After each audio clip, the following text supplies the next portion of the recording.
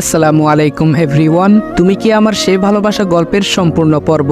তো চলো বেশি কথা না বলে গল্প শুরু করা যাক।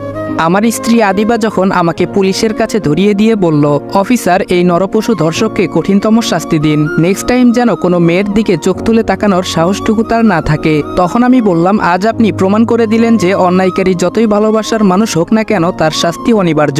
পুলিশ অফিসার বলল, আমরা আপনার সততা দেখে সত্যি অনেক মুগ্ধ এবং উপকৃত হয়েছি।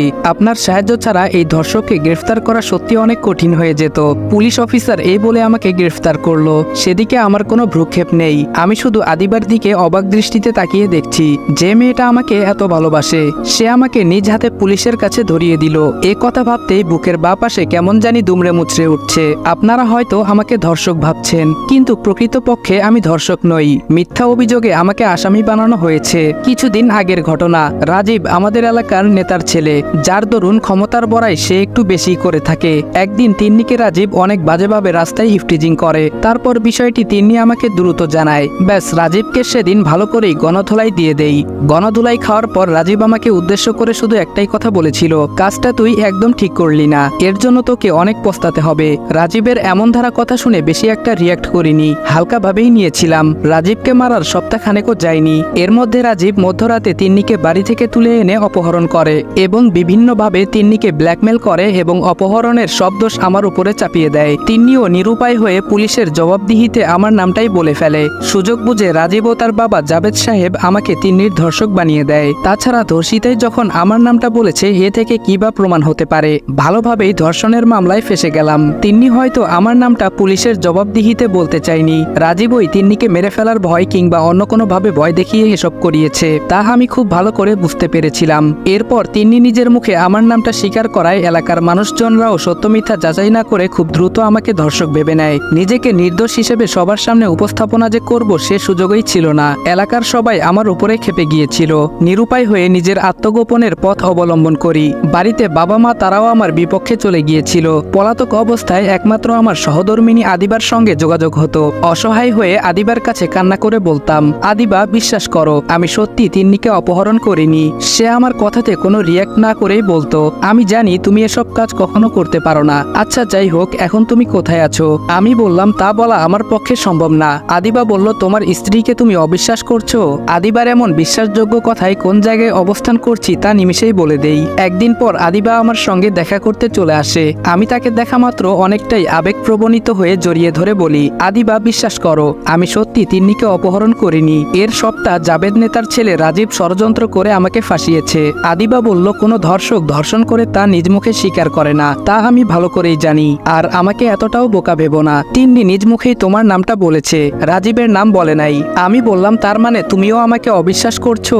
আদিবা বলল, নিজেকে এতটা সাধু ভেবো না, পাপ করেছো, তার শাস্তি তোমাকে ভোগ করতে হবে। আদিবার সঙ্গে এসব কথা কাটাকাটি করতে হঠাৎ পুলিশ এসে চারদিক থেকে ঘিরে ফেললো এবং আদিবার উদ্দেশ্যে বলল, আমাদেরকে সহযোগিতা করার জন্য আপনাকে অসংখ্য ধন্যবাদ। আজ আপনার স্বামীকে যদি না ধরিয়ে দিতেন তাহলে আমাদের পক্ষে তাকে ধরা একটু কঠিনই হতো। তাছাড়া আপনার সততা দেখে আমরা সত্যি অনেক মুগ্ধ এবং উপকৃত। আদিবা বলল, অফিসার, এই নরপশু ধর্ষককে নিয়ে যান এবং উচিত শিক্ষা দিবেন। নেক্সট টাইম যেন কোনো মেয়ের দিকে কুনজরে তাকানোর সাহসটুকুও তার না থাকে। পুলিশ অফিসার বলল, আপনি নিশ্চিত থাকতে পারেন, এই আসামির উপযুক্ত শাস্তি সে পাবে। পুলিশ অফিসার এই বলে আমাকে তাদের গাড়িতে তুলে নিল। অপরদিকে আমি শুধু আমার স্ত্রী আদিবার দিকে অবাক দৃষ্টিতে তাকিয়ে বোঝার চেষ্টা করছি, এই মেয়েটা কি সত্যি আমার স্ত্রী নাকি অন্য কেউ। তাকে এত করে বোঝানোর পরও সে আমার কথা অবিশ্বাস করলো। সে হয়তো আমাকে সত্যিকারের ধর্ষকই ভেবে নিয়েছে। এর জন্য আজ নিজ হাতে আমাকে পুলিশের কাছে তুলে দিল। পুলিশ আমাকে গ্রেফতার করলো, তাতে আমার কোনো কষ্ট নেই, কিন্তু আমার সহধর্মিনী সে তো আমাকে ভালোভাবেই চিনত। পরিশেষে সেও আমাকে অবিশ্বাস করে নিজ হাতে পুলিশের কাছে ধরিয়ে দিল।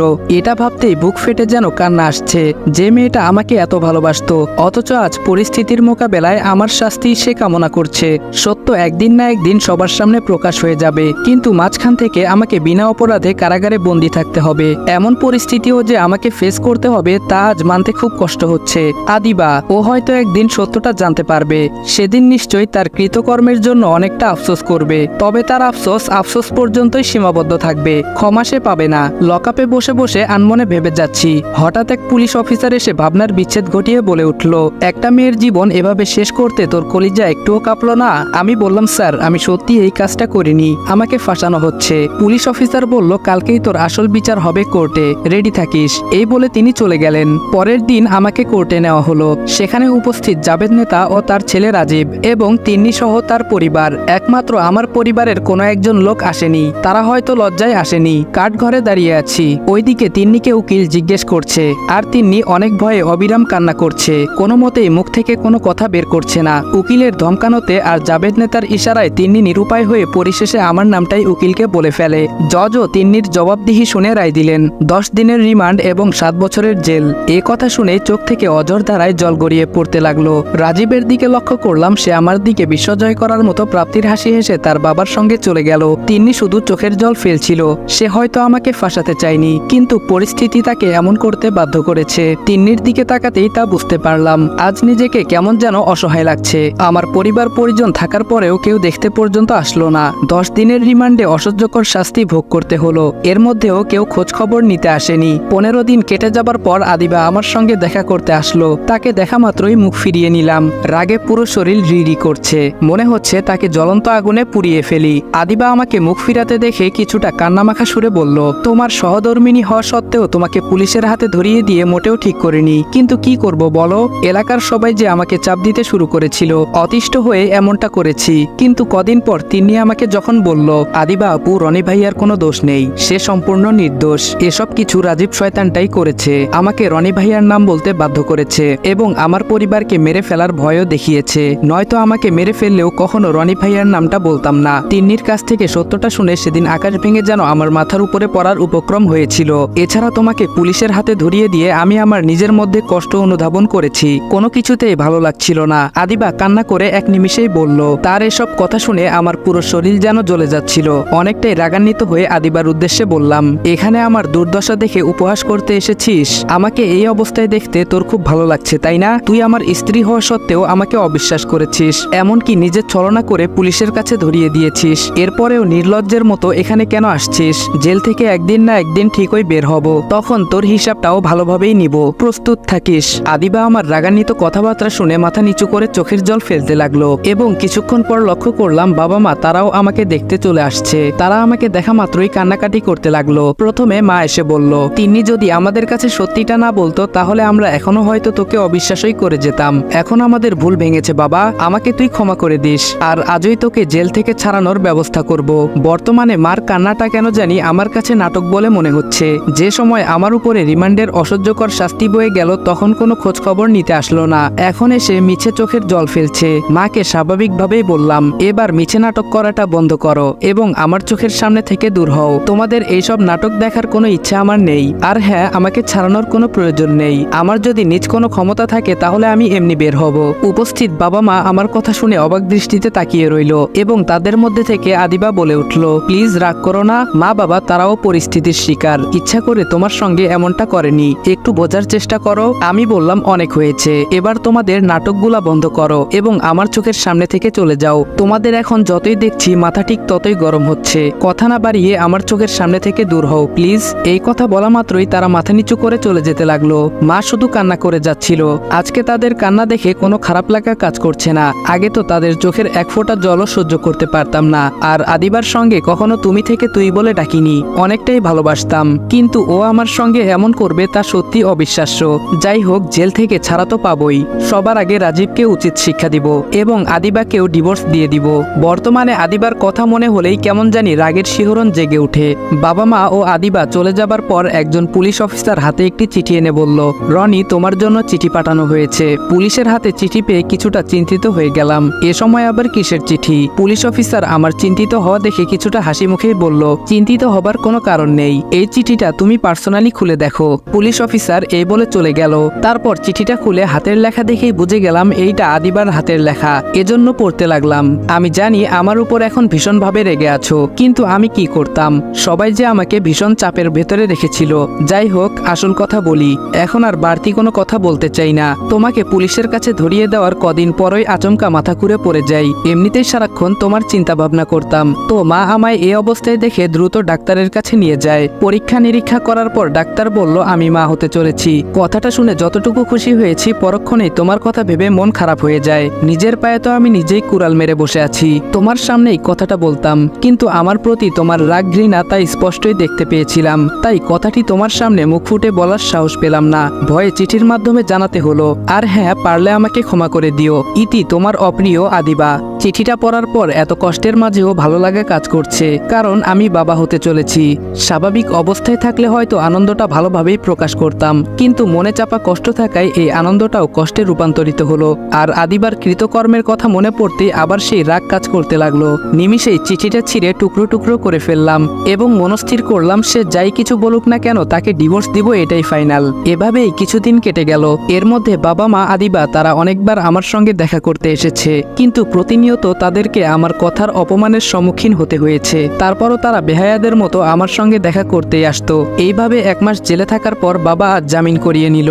বাবার সঙ্গেও তেমন কোনো ভালো মন্দ কথা বলি না, তারপরও কেন জানি আমাকে জামিন করিয়ে নিলেন, তা উনি ভালো জানেন। তো 1 মাস মিথ্যা মামলায় জেলে থাকার পর আজ বাড়িতে যাচ্ছি। মনে তেমন কোনো ভালো লাগা কাজ করছে না। বাড়িতে আসার পর মা এবং আদিবা আমাকে দেখে অনেকটাই আনন্দিত হলো, তা খুব ভালোভাবেই লক্ষ্য করলাম। কিছুক্ষণ পর অনেকগুলো খাবারের আইটেম সামনে এনে ধরলো আদিবা। খেতে বলা মাত্রই এক ঝাটকানি মেরে সব খাবার ফ্লোরে ফেলে দিলাম। আদিবা আমার এমন আচরণে ভয়ে কিছুটা দূরে গেল। তারপর রাগান্বিত হয়ে তিন্নির বাসায় গিয়ে উপস্থিত হলাম। তিন্নি আমাকে দেখা মাত্রই ভয়ে থরথর করে কেঁপে আমার পা জড়িয়ে ধরে বলল, ভাইয়া, আমি ইচ্ছা করে আপনার নামটি সেদিন বলিনি। রাজীব আমাকে সহ আমার পরিবারকে মেরে ফেলার ভয় দেখিয়েছিল, নয়তো কখনো আপনার নামটি বলতাম না। ভাইয়া, আপনি তো জানেন আমার বাবা দিন খেটে খাওয়া মানুষ, আইন প্রশাসনের ব্যাপারে তেমন কিছু বোঝে না। আমিও একা একটা মেয়ে হয়ে কেমনে ওই রাজীব শয়তানটার সঙ্গে লড়াই করে যেতাম। তাছাড়া জাবেদ নেতা রোজ রাতে আমাদের বাড়িতে এসে শাসিয়ে যেত, যাতে রাজীবের নাম কোনোভাবেই প্রকাশ না হয়। তাদের এরূপ চাপে অনেকটাই নিরুপায় অসহায় হয়ে গিয়েছিলাম। কোনো দিকে সত্য কথা প্রকাশ করতে পারছিলাম না। বাবা নিজে কিছু করতে পারছিল না দেখে দুইবার আত্মহত্যা করতে গিয়েছিল, কিন্তু ভাগ্যক্রমে 2বারই বাবাকে আটকাতে পেরেছিলাম। ভাইয়া, আমরা সত্যি অনেক অসহায় ছিলাম, বিশ্বাস করুন। আমি ইচ্ছা করে এমনটা করিনি। তিন্নির এসব কথা শুনে আমার মাথায় আকাশ ভেঙে পড়ার উপক্রম। তিন্নির বাবা দুইবার আত্মহত্যা করতে গিয়েছিল। সত্যি একটা মানুষ যখন নিরুপায় অসহায় হয় ঠিক তখনই এরকম আত্মহত্যার পথ অবলম্বন করে নেয়। তিন্নি যা যা বলছে তার বিন্দু পরিমাণও মিথ্যা না, তা খুব ভালো করেই বুঝতে পারছি। কেননা যখন তিন্নি এসব কথা আমার পা জড়িয়ে পেশ করছিল তখন সে অবিরাম চোখের জল ফেলছিল। তিন্নির এরকম অবস্থা দেখে বুঝতে পারলাম সে সত্যি নিরুপায় অসহায় ছিল, সঙ্গে তার পরিবার। এখন তিন্নিকে কোনো কিছু বলে লাভ নেই। এসব ভেবে চলে আসতে যাব, এর মধ্যে হঠাৎ তিন্নি বলে উঠল, ভাইয়া, আমার কথা যদি আপনার অবিশ্বাস হয় তো যে শাস্তি দিবেন তা মাথা পেতে নিব। এছাড়া আমাদের বা কি করার আছে? আজ আমরা গরিব অসহায় বলে যে যেমন শাস্তি দিবে তাই তো মাথা পেতে নিতে হবে। তিন্নির এমন আঘাতযুক্ত কথায় আমার রাগটা হালকা হয়ে গেল এবং নিজেকে কিছুটা সংযত রেখে বললাম, তোর উপর আমার কোনো রাগ নেই, যা আছে সব ওই রাজীবের উপর। ওকে আইন প্রশাসনে হয়তো নিতে পারবো না, কিন্তু গণধোলাই তো দিতে পারবো। এবার এমন গণধোলাই দিব না ওর 14 গোষ্ঠীর নামও ভুলে যাবে। এই বলে তিন্নিদের বাড়ি ত্যাগ করলাম। 2 দিন শুধু চুপচাপ রাজীবকে ফলো করলাম, তাকে ধোলাই দেওয়ার একটা সুযোগ খুঁজছিলাম। এদিকে আমার ফ্রেন্ডদের সবকিছু বলে রেখেছি, কোনো এক সুযোগ পেলেই তারা সদ্ব্যবহার করবে। এভাবে 1 সপ্তাহ কেটে যাওয়ার পর হঠাৎ রবিন ফোন করে বলল, দোস্ত, জলদি কলেজ গেটে চলে আয়, রাজীবকে মারার সেই সুযোগ পেয়ে গেছি। এখন তুই আসবি নাকি আমরাই তাকে ধোলাই দিব? আমি বললাম, আরে একটু অপেক্ষা কর, আমিও যাচ্ছি। এই বলে দ্রুত কলেজ গেটে গিয়ে লক্ষ্য করলাম রবিন, লিজান, সাফিন, তানবীর তারা ইতোমধ্যে রাজীবকে কয়েকটা চড়থাপ্পড় মারতে শুরু করেছে। এই দেখে মাঠে পোলাপান ক্রিকেট খেলছিল, তাদের ওখান থেকে স্ট্যাম্প নিয়ে কোনো কথা না বলে রাজীবকে উল্টোপাল্টা বাড়ি মারতে লাগলাম। এক পর্যায়ে ওরা আমার মারের ধরন দেখে ভয়ে আমাকে ওখান থেকে সরিয়ে আনলো এবং আমারও রাগের ঘোর কেটে গেল। ওইদিকে রাজীবের নাক মুখ ফেটে কান্নাকাটি করছে। তিন্নিকে অপহরণ এবং আমাকে মিথ্যা মামলায় জেল খাটানোর প্রতিশোধ ভালোভাবেই নেই। কিছুক্ষণ পরে রাজীবের বাবা পুলিশ এনে পুরো কলেজ ভর্তি করে ফেললো, আর আমরা যে যার মতো ওখান থেকে সরে গেলাম। পরের দিন জানতে পারলাম রাজীবের ডান হাত ভেঙেছে। শুনে মনে এক প্রকার প্রশান্তি কাজ করছে। 2 দিনের মধ্যে জ্ঞান গ্যামজাম মিটে গেল, কিন্তু বর্তমানে আদিবাকে একটুও দেখতে ইচ্ছা করছে না। মন থেকে একবারে সে উঠে গেছে। সবসময় আদিবা আমার সঙ্গে আগ বাড়িয়ে কথা বলতে আসতো, কিন্তু প্রতিনিয়ত তাকে নানান অপমান অবদস্থের সম্মুখীন হতে হয়। আমার এমন বদলে যাওয়া দেখে আদিবা অনেক কান্নাকাটি করত। তার কান্নার কোনো মূল্যই বর্তমানে আমার কাছে নেই। একদিন ডিভোর্স পেপার রেডি করে বাড়িতে এনে আদিবাকে বললাম, নে এখানে সাইন করে দে, তোর মতো স্ত্রী আমার দরকার নাই। আদিবা আমার হাতে ডিভোর্স পেপার দেখে অজর ধারায় জল ফেলতে লাগলো। কোনো মতেই ডিভোর্স পেপার হাতে নিচ্ছিল না।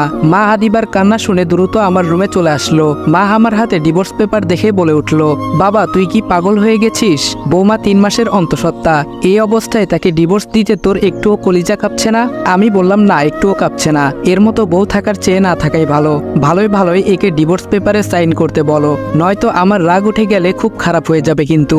মা বলল, বাবা মাথাটা একটু ঠান্ডা কর, বৌমা না হয় একটা ভুল করে ফেলেছে, এর জন্য তাকে এত বড় শাস্তি দেওয়া মোটেও ঠিক হবে না। তাছাড়া মানুষ মাত্রই তো ভুল, এবার না হয় বৌমাকে ক্ষমা করে দে বাবা।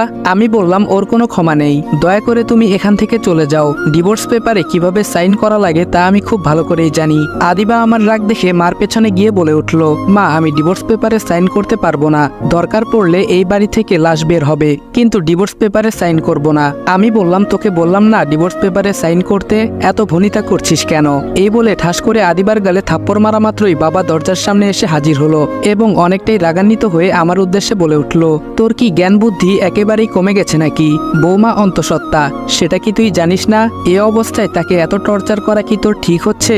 মানছি সে একটা ভুল করে ফেলেছে, এর জন্য কি সারাক্ষণ তার সঙ্গে মিসবিহেভ করতে হবে? পাগলামির একটা সীমাবদ্ধ থাকা দরকার। সবসময় মেয়েটার উপর এভাবে টর্চার করা মোটেও ঠিক না। রেহানা তুমি বৌমাকে নিয়ে যাও। বাবা এই কথা বলা মাত্রই মা আদিবাকে নিয়ে রুম ত্যাগ করলো। তারপর বাবা আমাকে অনেকভাবে বোঝানোর চেষ্টা করলো। তার কথা এক কান দিয়ে শুনে অন্য কান দিয়ে বের করে দিলাম। সারাদিন আর আদিবা আমার সামনে পড়েনি। রাতে খাবার খেয়ে ঘুমাতে এসে লক্ষ্য করলাম আদিবা আমার রুমে নেই। মনে এক প্রশান্তি কাজ করতে লাগলো। ফ্রেশ মন নিয়ে চোখ বুজে ঘুমানোর চেষ্টা করলাম। কিছুক্ষণ পর দরজা খোলার শব্দ পেয়ে বিছানা থেকে উঠে দাঁড়িয়ে গেলাম। আদিবা আমাকে দেখেই মুখ ফিরিয়ে চলে যেতে ধরলো। ব্যাস একটানে আদিবাকে দেয়ালের সঙ্গে শক্ত করে চাপিয়ে ধরতে সে ভয় প্লাস ব্যথায় জড়সড় হয়ে বলে উঠল, আমাকে ছেড়ে দাও প্লিজ। আমি বললাম, ছেড়ে দেওয়ার জন্য তো ধরিনি, আমার প্রশ্নের উত্তর আগে চাই। কেন আমাকে পুলিশের হাতে তুলে দিলে? আমাকে ধরিয়ে দিতে কি একটুও কলিজা কাঁপেনি? আমার প্রতি এই তোর ভালোবাসা ছিল? এই বলে আরো শক্ত করে চেপে ধরাতে আদিবা কান্না করে বলে উঠল, ব্যথা পাচ্ছি তো, আমাকে ছেড়ে দাও প্লিজ। আদিবার কান্না দেখে ছেড়ে দিয়ে বললাম, যা আজকে থেকে তুই একেবারে মুক্ত, কোনো প্রকার টর্চার আর করবো না। তবে একটা সময় তোকে যতটা ভালোবাসতাম এখন থেকে ঠিক ততটাই ঘৃণা করব। আর যদি ভেবে থাকিস কিছুদিন পর এমনি মেনে নিব, এমনটা ভেবে থাকলে ভুল ভাবছিস। যতদিন বেঁচে আছি ততদিন তুই আমার কাছে অবহেলিত হয়ে রয়ে যাবি, ভালোবাসাটা আর পাবি না। আজকে শুধু একটা কথা ভেবে হৃদয়ে রক্তক্ষরণ হচ্ছে, যাকে আমি এতটা ভালোবাসতাম, কেয়ার করতাম, সেই মানুষটাই এত বড় ছলনা আমার সঙ্গে করতে পারলো। আমার কথা সে একটুও ভাবলো না। যদি তিন্নিকে সত্যি অপহরণ করতাম তাহলে কোনো অভিযোগ থাকতো না, কিন্তু নির্দোষ হয়ে এত বড় শাস্তির সম্মুখীন হতে হলো, তা মানতে খুবই কষ্ট হচ্ছে।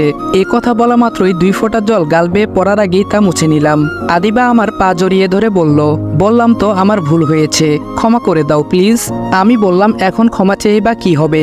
আমার উপর যা হবার তা তো হয়েছেই, কিন্তু তুই যে আমার ভালোবাসার স্ত্রী হয়েও অবিশ্বাস করে এমনটা করবি তা মানতে খুব কষ্ট হচ্ছে। আদিবা নিশ্চুপ হয়ে অবিরাম কান্না করছে আর নীরবভাবে সবকিছু শুনে যাচ্ছে।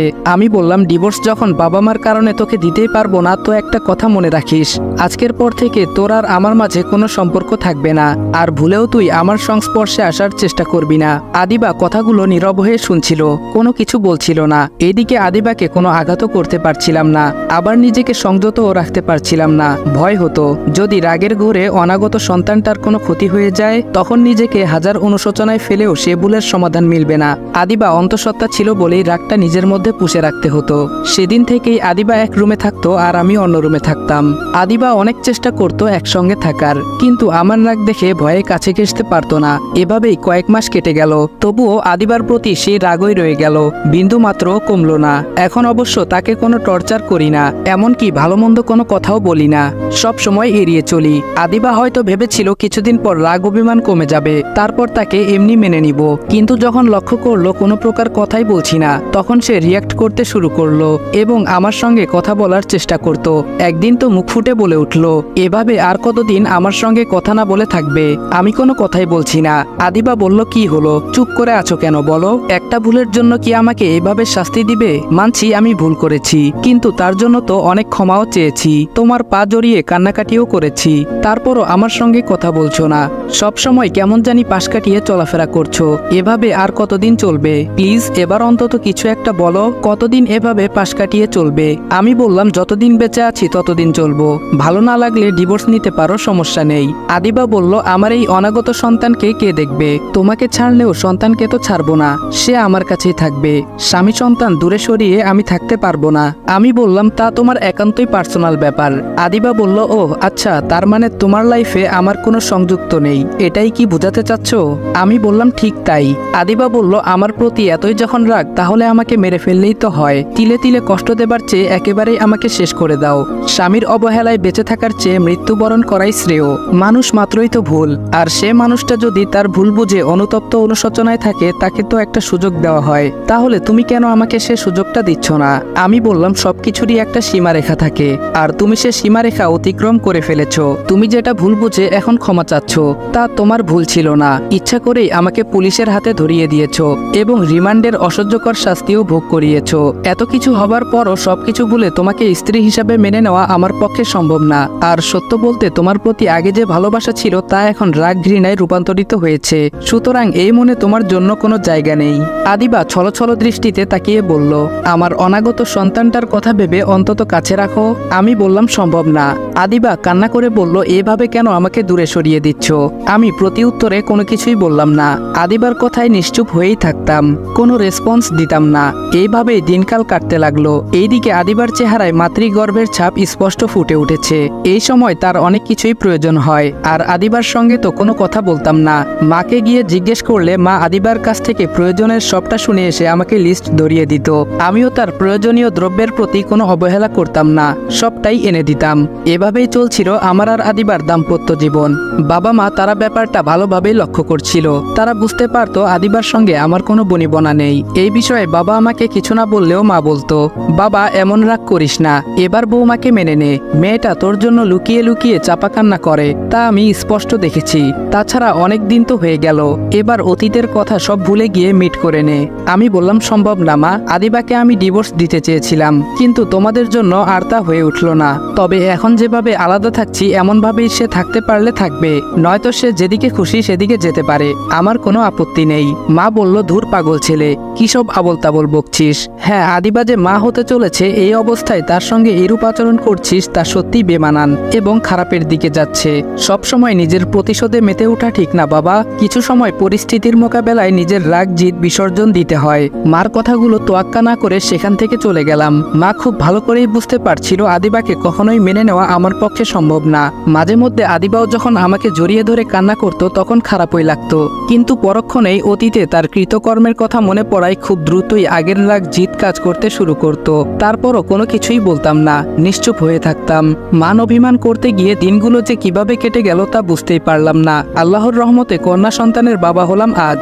অনেকটা আনন্দে সেদিন হাসপাতালে গিয়ে নতুন অতিথির হাত বুলিয়ে আনন্দের সহিত কথা বলতে লাগলাম। আদিবা যে পাশে শুয়ে আছে তার দিকে বিন্দুমাত্র ভ্রুক্ষেপ নেই। আদিবা হয়তো ভেবেছিল এই আনন্দে তার সঙ্গে কথা বলবো, কিন্তু আদিবার ভাবনা ভুল প্রমাণিত হয়। সে ছলছল দৃষ্টিতে তাকিয়ে বলে উঠল, রাজকন্যার সঙ্গে শুধু কথা বলবা, তার মাকে কিছু জিজ্ঞেস করবা না? আমি নিশ্চুপ। আদিবা বলল, আমার প্রতি তোমার যে ভালোবাসা নেই তা আজ ভালো করেই বুঝতে পারছি। ভেবেছিলাম কিছুদিন পর তোমার সকল রাগ অভিমান কমে যাবে, কিন্তু আজকে আমার ভাবনাটা ভুল প্রমাণিত হলো। সব সময় তোমার রাগ অভিমানটাই প্রাধান্য দিয়ে আসছো। আমার মনের অবস্থাটা একবারও বোঝার চেষ্টা করলে না। তুমি আমাকে এতটাই অবহেলা করতে, যদি কোনো সময় অসুস্থতায় ভুগতাম মুখ ফিরিয়ে তাকিয়ে কখনো দেখতা না। আর প্রেগনেন্সির সময় তো নানান সমস্যার সম্মুখীন হতে হয়েছে, এসব কিছুতেই এড়িয়ে চলেছ। শাশুড়ি মা পাশে ছিল বলেই এত অবহেলায় টিকতে পেরেছি, নয়তো নিরুপায় হয়ে অনেক আগেই চলে যেতে হতো। যাই হোক, আজকে এই আনন্দের দিনে অন্তত পক্ষে একটু কথা বলো। আমি থতমত খেয়ে কিছু একটা বলতে যাব, তখনই বাবা মা কেবিনে চলে আসলো। এই সুযোগে বাহিরে চলে আসলাম। আজকে কেন জানি আদিবার কথাগুলো কলিজায় লাগতেছিল। তার কথার কোনো উত্তর আমার জানা ছিল না। আমার জায়গায় অন্য কেউ থাকলে হয়তো ব্যাপারটাকে এতদিনে ভুলে যেত, কিন্তু আমি ভুলতে পারছি না। তাছাড়া এতদিন যখন হয়ে গেছে আদিবার সঙ্গে কথা বলি না, আর কখনো বলবো না। সে যতই আকুতি মিনতি করুক না কেন, তার সঙ্গে সম্পর্ক আর ঠিক করছি না। আনমনে এসব ভেবে যাচ্ছি, হঠাৎ কাঁধে কারো হাতের স্পর্শ পেয়ে পেছনে ফিরে তাকাতেই লক্ষ্য করলাম বাবা। বাবা আমার দিকে কিছুটা বিষণ্ণভাবে তাকিয়ে বলে উঠল, বৌমাকে এভাবে কাঁদানো তোর উচিত হচ্ছে না। যদিও এইটা তোর পার্সোনাল ব্যাপার, তারপরও বাবা হয়ে তো চুপ হয়ে থাকতে পারি না। বিবেকে বাধা দেয়। অনেক আগেই বলতে চেয়েছিলাম, কিন্তু তোর রিয়াক্ট দেখে কিছুই বলিনি। আজকে বলতে বাধ্য হচ্ছি। অতীতে যা কিছু হয়ে থাকুক না কেন, আজকে তা ভুলে গিয়ে বৌমাকে মেনে নে। বাবা এইটুকু বলে চলে গেলেন। এদিকে আমি থতমত খেয়ে যাচ্ছিলাম। উত্তর দিবার মতো ভাষা জানা ছিল না। নিশ্চুপ হয়ে সব শুনতাম। এরপর হাসপাতাল থেকে আদিবাকে বাড়িতে আনা হলো এবং আগে যে রুমে আমি থাকতাম সেই রুমে মা তালা ঝুলিয়ে দিল। মার এমন কাণ্ড দেখে একটু রাগ মিশ্রিত কণ্ঠেই বলে উঠলাম, মা এই রুমে তালা ঝুলিয়ে দিচ্ছ, আমি কই থাকবো? মা কিছুটা হেসে বলল, রাগ অভিমান অনেক হয়েছে, এবার আমার ছোট দিদিভাইটার সঙ্গে থাকবি। মার এমন কাণ্ড দেখে কি রিয়াক্ট করব তা ভেবে পাচ্ছিলাম না। এইদিকে বাবা সহ আদিবাও মুখ চেপে হাসতেছিল। বুঝতে পারলাম আদিবার সঙ্গে একত্র করার সব ধান্দা চলছে। যাই হোক, তারা যতই একত্র করার চেষ্টা করুক না কেন, তাদের ফাঁদে আমি সহজেই পা দিচ্ছি না। রাতে খাবারের পর্ব শেষ করে ঘুমাতে গিয়ে লক্ষ্য করলাম মার লাগানো তালা ঝুলে আছে। মাকে চাবির কথা জিজ্ঞেস করলেও সে সোজা না করে দেয়। বাধ্য হয়ে আদিবার রুমে গেলাম। ভাবলাম এইটা তো আমারই বাড়ি, যেখানে খুশি সেখানেই থাকবো, এতে সংকোচবোধ হবার কি আছে? যে বাবা সেই কাজ। দরজা ঠেলে রুমে প্রবেশ করতে আদিবা কিছুটা নড়েচড়ে মিটমিট করে হাসতে লাগলো। এইদিকে আমার কেমন জানি সংকোচবোধ হতে লাগলো। যার সঙ্গে কথাই বলি না, তার সঙ্গে এক বিছানায় থাকা সত্যি অনেক কষ্টকর। আমার এমন অবস্থা দেখে আদিবা ছোট রাজকন্যার দিকে তাকিয়ে আমাকে উদ্দেশ্য করে বলল, এত সংকোচবোধ করার কি আছে? বিছানায় একজন মানুষ থাকার জায়গা তো খালি রয়েছে, এখন সে ইচ্ছা করলে থাকতে পারে। আমি বললাম, কেউ যদি ভেবে থাকে আমি সংকোচবোধ করছি তাহলে তার ধারণা একদম ভুল। আদিবা বলল, তাহলে এদিক সেদিক না তাকিয়ে শুয়ে পড়লেই তো হয়। আমি বললাম, তা আমার একান্ত পার্সোনাল ব্যাপার, কেউ এখানে ইন্টারফেস না করলে বেশি খুশি হব। আদিবা বলল, এর জন্য কারো ভালোটা বলতে নেই, হিতে বিপরীত হয়ে যায়, সেটার প্রমাণ আজকে পেলাম। আদিবা এই বলে কিছুটা রেগে নিশিতাকে বুকে জড়িয়ে কম্বল মুড়িয়ে জড়সড় হয়ে চোখ বুজে ফেললো। এইদিকে আমার সংকোচবোধ হবার পরেও বিছানায় গিয়ে শুয়ে পড়লাম। শীত থাকায় ঠান্ডাটা একটু বেশি। আদিবাকেও দেখছি পুরো কম্বলটাই তার দিকে সরিয়ে রেখেছে। হয়তো আমার উপর প্রতিশোধ নেওয়ার জন্যই কম্বলটা সরিয়ে রেখেছে। ঠান্ডায় ঘুমও আসছে না, তারপরও চোখ বুজে ফেললাম। কিছুক্ষণ পর গরম উষ্ণতা অনুভব করায় কখন যে ঘুমের দেশে হারিয়ে গেলাম তা বুঝতেই পারলাম না। সকালে ঘুম থেকে উঠে কম্বল জড়ানো দেখে আদিবার প্রতি আনমনে ভালো লাগে কাজ করছে। এসব ভাবতেই ছোট নিশিতা কান্না করে উঠল। পড়ে গেলাম এক মহাঝামেলায়। যতই কান্না চুপ করানোর চেষ্টা করি, ঠিক ততই জোরে কান্না করে। আদিবাকেও ডাকতে পারছি না। থতমত খেয়ে ছোট নিশিতাকে এইটা ওইটা বলে চুপ করাতে লাগলাম, কিন্তু কোনোভাবেই কান্না থামাতে পারছিলাম না। কান্নার আওয়াজ একটু তীব্র হওয়ায় আদিবা চলে আসলো এবং খোঁচা মেরে বলে উঠল, কেমন বাবা হয়েছেন, মেয়ের কান্না চুপ করাতে পারেন না? এই বলে নিশিতাকে বুকে জড়িয়ে নেওয়া মাত্রই চুপ হয়ে গেল। আর আমি এদিকে বেকুপের মতো ভাবতে লাগলাম, নিশিতাকে এত কিছু বলে কান্না বন্ধ করতে পারলাম না, আর আদিবা কি এমন জাদু করলো যে কোলে নেওয়া মাত্রই মেয়েটা চুপ হয়ে গেল। যাই হোক, নিশিতার কান্না বন্ধ হয়েছে, এতেই অনেক। সকালে ফ্রেশ হয়ে দোকানে চা খেতে চলে আসলাম। সকালে খাবার রেডি করতে একটু লেট হয়, তো চার দোকানে গিয়ে লক্ষ্য করলাম তানভীর, লিজান, সাফিন তারা খুব আরামে চা খাচ্ছে আর গল্পে জমে আছে। ব্যাস, আমিও তাদের সঙ্গে যোগ দিলাম। বন্ধুদের সঙ্গে আড্ডা দিতে হঠাৎ করে ফোনটা বেজে উঠলো। অচেনা নাম্বার দেখে আমি কলটা রিসিভ করলাম। হ্যালো বলতে ওপাশ থেকে খুব চেনা মেয়েলি কণ্ঠে বলে উঠলো, আপনি কোথায় আছেন? আমি বললাম, ইয়ে মানে আপনি কে? ওপাশ থেকে কিছুটা হেসে বলল, আমি নিশিতার আম্মু। আমি বললাম, তো নিশিতার আব্বুর সঙ্গে কথা বলেন, আমার কাছে ফোন দিয়েছেন কেন? এইটা বলার পর ঘোর কেটে গিয়ে আমার মেয়ে নিশিতার কথা মনে পড়ে গেল। তার মানে আদিবা ফোনে কথা বলছে। আনমনে ভাবতেই আদিবা ওপাশ থেকে বলে উঠল, কি হলো, নিশ্চুপ হয়ে আছেন যে? বুঝতে পারছি আমার সঙ্গে কথা বলার ইচ্ছা নাই, বাহিরে ঘোরাঘুরি না করে খেতে আসুন। আদিবা এই বলে লাইন কেটে দিল। তারপর বন্ধুদের সঙ্গে অল্প কিছুক্ষণ আড্ডা দিয়ে বাড়িতে চলে আসলাম। বাড়িতে এসে বাবা মা কাউকে দেখতে পারছি না। এইদিকে খিদের কারণে পেটে ইঁদুর দৌড়াতে শুরু করেছে। তারপরও আদিবাকে মুখ ফুটে কিছু বলতে পারছি না। আদিবা আমার কাণ্ড কিছুক্ষণ দেখার পর কাছে এসে বলল, কেউ যদি খেতে চায় তো আমি তার জন্য পরিবেশন করতে পারি। আমি বললাম, তার যদি পরিবেশন করতে কোনো সমস্যা না থাকে তো সে করতে পারে, আমার কোনো আপত্তি নেই। এছাড়া খিদে একটু বেশি পেয়েছে, যদি খাবারটা টেবিলে রেডি করে দেওয়া হয় তো উপকৃত হতাম। আদিবাও বুঝতে পারলো ক্ষুধার্ত অবস্থায় বেশিক্ষণ স্থির থাকতে পারছি না। অল্প সময়ের মধ্যেই খাবার টেবিলে রেডি করে ওখান থেকে আদিবা সরে গেল। খাবারের পর্ব শেষ করে ফেসবুক ঘাঁটতে যাব, কিন্তু দেখি ফোনে চার্জ নেই, এজন্য রুমে চলে আসলাম। এদিক সেদিক চার্জার খুঁজতেই আদিবা আমার সামনে চার্জার ধরে বলল, চার্জারটি হাতে নিয়ে বললাম, না ইয়ে মানে হ্যাঁ। আদিবা বলল, এত ভনিতা না করে আমাকে বললেই তো পারেন। ও আচ্ছা, আপনি তো আবার আমার সঙ্গে কথা বলতে চান না। আমিও দেখি কতদিন আমার সঙ্গে কথা না বলে থাকতে পারেন। আদিবা এইটুকু বলে রুম ত্যাগ করলো। এইভাবে মান অভিমানে দিনকাল কাটতে লাগলো। মাঝে মধ্যে আদিবা এমন খোঁচা মেরে কথা বলতো যা শুনে আমার পক্ষে চুপ থাকা অনেকটা অনেকটাই কঠিন হতো। তারপরও নিশ্চুপ হয়ে থাকতাম। প্রতিদিনকার মতো আজও রাতের খাবারের পর্ব শেষ করে ঘুমাতে আসলাম এবং নিশিতার সঙ্গে কথা বলছিলাম। তখন আদিবা রুমে ছিল না, কিন্তু কিছুক্ষণ পর আদিবা রুমে চলে আসলো এবং তার জায়গায় গিয়ে শুয়ে নিশিতাকে ঘুম পাড়াতে লাগলো।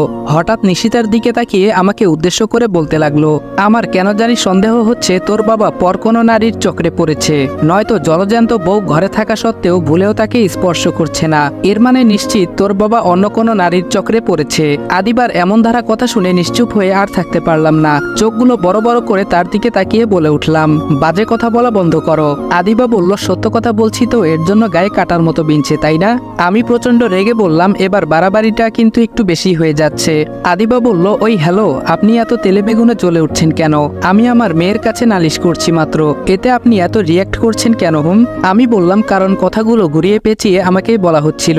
এই বলে আদিবার উপর ঝুঁকে পড়লাম। হঠাৎ তার সংস্পর্শে যাওয়ায় একটু নড়ে চড়ে উঠল এবং কিছুটা কাঁপা কাঁপা গলায় বলল, এবার কিন্তু সত্যি সত্যি আপনার উপর আমার সন্দেহ হচ্ছে। আমি দাঁতে দাঁত চেপে বললাম, বাজে কথা বলা বন্ধ করো। আদিবা মিটিমিটি হেসে বলল, আচ্ছা ঠিক আছে, আর বলবো না, কিন্তু আমার উপর ঝুঁকে পড়েছেন কেন? আমি বললাম, ইয়ে মানে সরি। লজ্জা পেয়ে সরে যেতেই আদিবা আমাকে জড়িয়ে ধরে বলে উঠল, আপনার এই অবহেলায় যে ভীষণ কষ্ট হয় তা কি বুঝেন না? নাকি বুঝেও আমাকে কষ্ট দিতে আপনার ভালো লাগে? মানুষ মাত্রই তো ভুল, আর আমি যে পরিস্থিতিতে পড়েছিলাম আমার জায়গায় যে কেউ থাকলে সে একই কাজ করত। এছাড়া তিন্নির জবাবদিহি শুনে অবিশ্বাস করতে পারিনি, বাধ্য হয়ে সেদিন বিশ্বাস করতে হয়েছিল। আমি বললাম, আমার মা বাবা যদি আমাকে পুলিশের হাতে তুলে দিত তাহলে হয়তো ততটা কষ্ট পেতাম না যতটা তুমি আমাকে তাদের হাতে তুলে দেওয়াতে পেয়েছি। আমার বাবা মার থেকেও তুমি আমার চরিত্র সম্পর্কে ভালো জানতে, তারপরও অবিশ্বাস করে নিজে প্রশাসনের কাছে তুলে দিলে। এতে তোমার প্রতি আমার কেমন রিয়াক্ট হতে পারে তা অবশ্যই বুঝতে পারছো। আদিবা নিশ্চুপ হয়ে চোখের জল ফেলতে লাগলো। আমি বললাম, তুমি চাইলে একই ছাদের নিচে থাকবো, কিন্তু স্বামী স্ত্রীর ভালোবাসার যে সম্পর্ক হয় তা আমাদের মাঝে আর হবে না। এই কথা বলা মাত্রই আদিবা আমাকে খুব শক্ত করে জড়িয়ে ধরে কান্না করে বলে উঠল, আমাকে এইভাবে কেন কষ্ট দিচ্ছ বলো তো? মানুষ তো খুন করেও আপোষ হয়, আর আমি তো সামান্য ভুল বুঝে এমনটা করে ফেলেছি। আচ্ছা ঠিক আছে, এতদিন পরেও যখন আমাকে ক্ষমা করতে পারছো না তো এবার ডিভোর্স দিতে পারো। আমি অনেকটা খুশি হয়ে বললাম, সত্যি? আদিবা চোখের জল মুছে বলল, হ্যাঁ, কালকেই নিশিতাকে নিয়ে এ বাড়ি ছাড়া হব, তারপর ডিভোর্স পেপার পাঠিয়ে দিও। আমি বললাম, ওয়েট, নিশিতাকে নিয়ে যাবেন মানে? আদিবা বলল, নিশিতার মা আমি, সুতরাং ও আমার কাছেই থাকবে। আমি বললাম, ওই হ্যালো, নিশিতার বাবা আমি, সুতরাং ও আমার কাছেই থাকবে, বুঝলেন? আদিবা মুখ ফিরিয়ে বলল, দেখুন, নিশিতাকে ছাড়া আমি এক সেকেন্ডও থাকতে পারবো না, কাজেই বাড়াবাড়ি না করলে খুব খুশি হব। আমি একগাল হেসে বললাম, আপনাকে আমারটাও বুঝতে হবে, নিশিতার বাবা আমি, সুতরাং আমি আমার সন্তানকে দূরে সরিয়ে থাকতে পারবো না। আমার এমন হাসিতে আদিবা বুঝে ফেললো তার সঙ্গে দুষ্টামি করতেছিলাম। ব্যাস, নিমিষেই সব মামলা ডিসমিস হয়ে গেল। আদিবাও কান্না মিশ্রিত কণ্ঠে বলে উঠল, তার মানে আমার সঙ্গে এতক্ষণ নাটক করতেছিলে? আদিবার নাক টেনে বললাম, হ্যাঁ গো বউ, নাটক করতেছিলাম। আদিবা অনেক খুশি হয়ে বলল, তুমি এমন কেন? রাগ অভিমান সবাই করে, কিন্তু তোমার মতো কেউ এমন রাগ অভিমান করে থাকে না। আমি বললাম, তোমার উপর বড্ড অভিমান জমে গেছিল, ভেবেই নিয়েছিলাম বেঁচে থাকতে আর কথা বলবো না, কিন্তু আমার বউটা যে বড্ড মায়াবী, তার সঙ্গে কথা না বলে থাকতেই পারলাম না। আদিবা বলল, আজকের পর থেকে আমাকে আর কষ্ট দিবা? আমি বললাম, না দিব না। আদিবা বলল, তোমার কাছ থেকে দূরে সরিয়ে রাখবা? আমি বললাম, না রাখবো না, কাছেই রাখবো। আদিবা ছলছল দৃষ্টিতে তাকিয়ে বলল, তাহলে ওই দিকে সরে আছো কেন? জড়িয়ে ধরো আমাকে। ব্যাস, তারপর আদিবাকে খুব শক্ত করে জড়িয়ে ধরে কানে আলতো করে বলে উঠলাম, এরপর যদি অবিশ্বাস করে আমার মনে আঘাত দাও তাহলে এবারের মতো শুধু কথা বলা বন্ধ করব না, তার সঙ্গে একেবারে সবার চোখের আড়ালে হয়ে যাব, তখন শতবার ডাকলেও আর সাড়া দিব না। এই কথা বলা মাত্রই আদিবা আলতোভাবে মুখ চেপে ধরে বলে উঠল, এসব অলক্ষণে কথা বলো না প্লিজ, এরপর থেকে যত বড়ই ষড়যন্ত্র করুক না কেন তোমাকে আর অবিশ্বাস করব না। আদিবার কাণ্ড দেখে সত্যি অনেক অবাক হয়ে গেলাম। এত শক্ত করে জড়িয়ে ধরে রেখেছে আমায়, মনে হচ্ছে ছাড়লেই পালিয়ে যাব। খুব ভালো লাগা কাজ করছে। ভালোবাসার মানুষ যে ভুল করবে না তার কোনো নিশ্চয়তা নেই। পরিস্থিতির মোকাবেলায় ভালোবাসার মানুষটিও আপনার বিপক্ষে চলে যেতে পারে, আর বিপক্ষে চলে যাওয়ার মানে এই না যে আপনাকে সে ভালোবাসে না, সে আপনাকে অবশ্যই ভালোবাসে, পরিস্থিতি তা ভিন্ন দেখায়। এই গল্পে আদিবার চরিত্রও এমনই দেওয়া হয়েছে। সুতরাং তর্ক বিতর্ক না করে গল্পটা আপনাদের কাছে কতটা ফুটিয়ে তুলতে পেরেছি কমেন্ট বক্সে আপনার মতামতটি জানিয়ে দিন। তো ভিডিওটা ভালো লাগলে লাইক করে দিও এবং চ্যানেলে নতুন হলে সাবস্ক্রাইব করতে ভুলবে না। তো দেখা হচ্ছে নেক্সট কোনো গল্পে। ততক্ষণ ভালো থাকবা, সুস্থ থাকবা। আল্লাহ হাফেজ।